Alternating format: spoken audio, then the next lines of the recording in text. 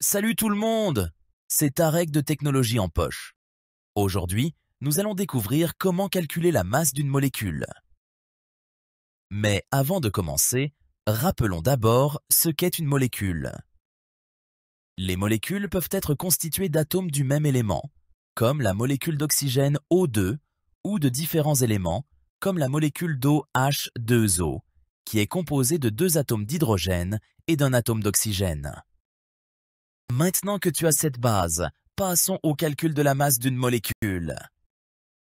En effet, pour calculer la masse d'une molécule, il faut d'abord connaître la masse de chaque atome qui la compose. Prenons l'exemple de la molécule d'eau H2O, qui est composée de deux atomes d'hydrogène et d'un atome d'oxygène. Ici, nous avons deux atomes d'hydrogène et un atome d'oxygène. On peut déduire alors que la masse de cette molécule égale 2 fois la masse d'hydrogène plus une fois la masse d'oxygène. La masse d'atome d'hydrogène est 1,67 fois 10 à la puissance moins 27 kg. La masse d'atome d'oxygène est 2,66 fois 10 à la puissance moins 26 kg. On remplace par les valeurs et on effectue l'application numérique. On obtient la masse de la molécule H2O égale 2,99 fois 10 à la puissance moins 26 kg. Voici un autre exemple. Ceci est la molécule de méthanol CH4O. Cette molécule est composée d'un atome de carbone, de 4 atomes d'hydrogène et un atome d'oxygène. La masse d'atome de carbone est 1,99 fois 10 à la puissance moins 26 kg. La masse d'atome d'hydrogène est 1,67 fois 10 à la puissance moins 27 kg. La masse d'atome d'oxygène est 2,66 fois 10 à la puissance moins 26 kg.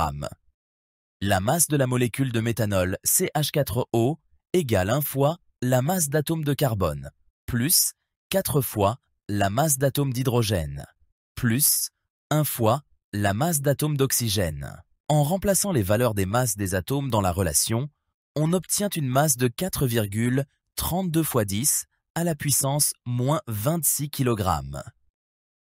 Je t'invite maintenant à mettre la vidéo en pause et à calculer la masse de la molécule d'isopropanol, C3H8O.